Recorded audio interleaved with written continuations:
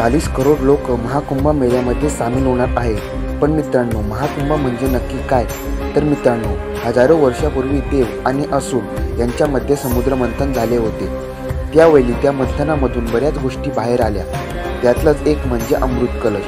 असं म्हणतात की जेव्हा अमृत कलश बाहेर आलं तेव्हा देव त्याला घेऊन पळून गेले। तब्बल 12 दिवस असुर त्या कलशाला मिळवण्यासाठी देवांच्या मागे लागले होते आणि त्या पलापलीत 4 ठिकाणी अमृताचे थेंब पडले आणि ती 4 ठिकाणं म्हणजे हरिद्वार, उज्जैन, नाशिक, प्रयागराज आणि त्यामुळेच या 4 ठिकाणी दर 12 वर्षांनी कुंभमेळा भरतो। मित्रांनो, कुंभमेळ्याचे 3 प्रकार असतात। 1 अर्ध कुंभमेळा जो दर 6 वर्षांनी भरतो। 2 पूर्ण कुंभमेळा जो दर 12 वर्षांनी भरतो। 3 महाकुंभमेळा जो 12 पूर्ण कुंभमेळ्यांनंतर भरतो। म्हणजे यंदाचा कुंभमेळा हा तब्बल 144 वर्षांनी भरणार आहे।